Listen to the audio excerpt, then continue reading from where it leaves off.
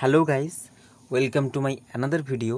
তোমরা ভিডিওর থাম্বনেল দেখে ইতিমধ্যেই বুঝতে পেরে গেছো আজকের ভিডিওর বিষয়বস্তু হচ্ছে তোমাদের সিসি 10 যেটা পপুলার লিটারেচার আছে ওখানকারই অন্তর্গত একটি টেক্সট রেবেকা, যেটি কিনা গথিক ফিকশন এর ক্যাটাগরিতে পড়ছে। তো তারই একটি ক্যারেক্টার মিসেস ডেনভার।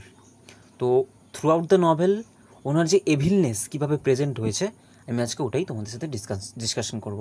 এটা কিন্তু তোমাদের এক্সাম পয়েন্ট অফ ভিউ থেকে খুব ইম্পর্টেন্ট প্রশ্ন, 5 মার্কের জন্যে। ঠিক আছে, তো একদম সময় নষ্ট না করে শুরু করা যাক আজকের এক্সপ্লেনেশন।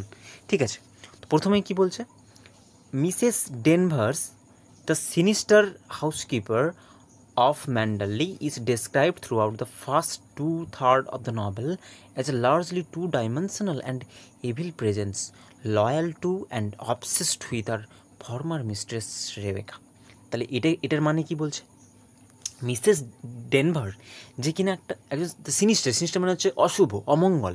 হ্যাঁ, একজন অশুভ, মানে একটা যে মানে কী বলবো, যে কাল ডেকে আনেছে লেডি ম্যাকবেথের মতো। ঠিক আছে, হাউসকিপার কোথাকার, ম্যান্ডারলে কোনো ব্যক্তির নাম না, একটা জায়গার নাম। এই রেবেকা নভেলের সেটিং হচ্ছে ম্যান্ডারলে। তো ওই ম্যান্ডারলের একজন হাউসকিপার হচ্ছেন মিসেস ডেনভার। তিনি কিনা একদম নভেলের প্রথম থেকেই তার উল্লেখ পাওয়া যায়। তিনি কী ছিলেন, তিনি খুব লয়াল ছিলেন, হ্যাঁ, এবং অবসেসড কার প্রতি অবসেসড ছিলেন, তার ফর্মার মিস্ট্রেস রেবেকা। তাহলে রেবেকা কে ছিল, রেবেকা কিন্তু ফর্মার মিস্ট্রেস। এখান থেকে বোঝা যায় ওই বাড়ির ফর্মার মিস্ট্রেস ছিল রেবেকা। তাহলে বর্তমানে নিশ্চয়ই আলাদা কেউ আছে, তাই না? তো বর্তমানে যিনি আছেন তিনি, তার কিন্তু কোনো নাম নেই, গল্পে তার কোনো নাম নেই। তিনি আননেমড ন্যারেটর হিসাবেই তাকে লেখিকা প্রেজেন্ট করেছেন। ঠিক আছে, তো ফর্মার মিস্ট্রেসের প্রতি খুব অবসেসড এবং লয়াল ছিলেন। তারপরে কি বলছে, Mrs Danvers undermines the narrator by continually reminding of her inferiority of to Rebecca. তাহলে মিসেস ডেনভার এখানে কী করেছেন, মিসেস ডেনভার এই যে বর্তমান যে মিস্ট্রেস আছেন তিনি এসছেন, ওনাকে কন্টিনিউয়াস রেবেকার কথা বলে, যে রেবেকা খুব ভালো, যে রেবেকা এটা করতো, তুমি তো রেবেকার মতো কোনো দিনও হতে পারবে না।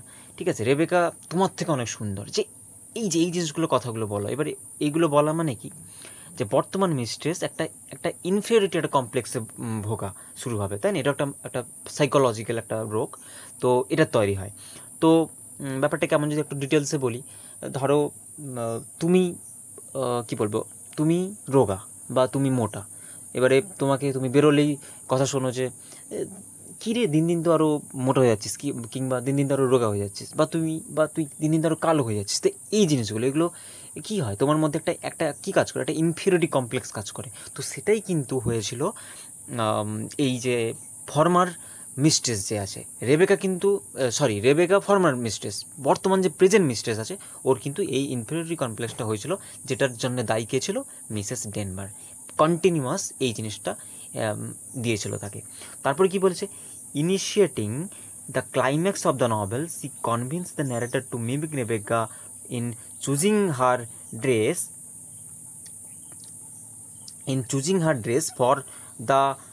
for the costume bells, okay, for the costume ball, even asked to kill herself. তো এইটার মিনিং কি বলছে, এটার মানে বলতে চাইছে যে ওদের একটা পার্টি হয়, কস্টিউম বল। ঠিক আছে, সেখানে কি হয়, সেখানে সবাই বিভিন্ন ড্রেস পরে যায়।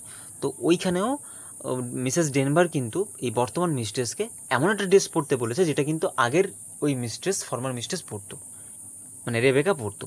তো সেই ড্রেসটা পরে গেছে।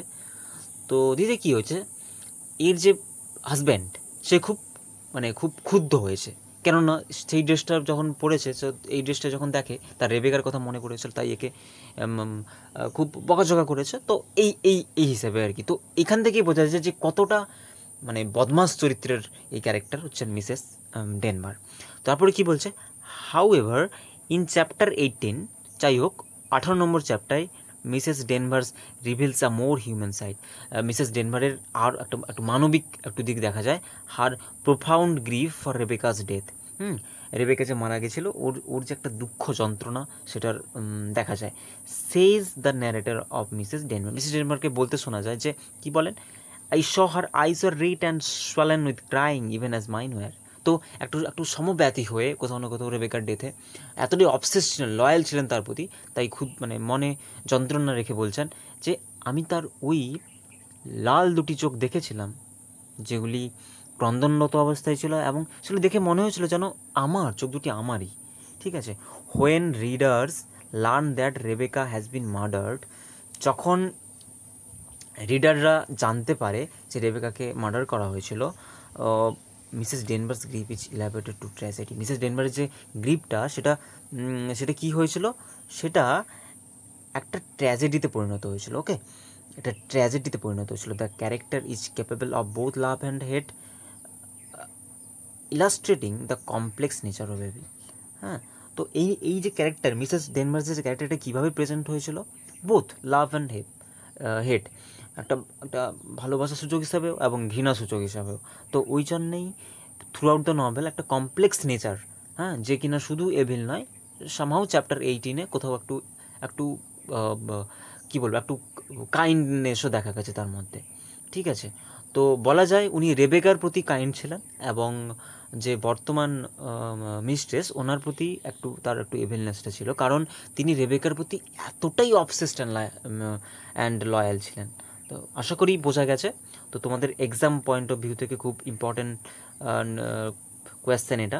তো আশা করি সবাই খুব মনোযোগ সহকারে শুনেছো এবং ভিডিওটি দেখেছো। তো তোমরা স্ক্রিনশট করে নিতে পারো, খাতায় তুলে নিতে পারো, আর কোনো কোয়ারিজ থাকলে কন্ট্যাক্ট নাম্বারে যোগাযোগ করতে পারো আমার সাথে। তো তৈরি করো প্রশ্নটির উত্তর ভালোভাবে, এবং দেখা হচ্ছে পরের একটি নতুন ভিডিওতে। ততক্ষণের জন্য সবাই ভালো থেকো, আর stay connected with me and stay connected with study with Snehanjan. Thank you all.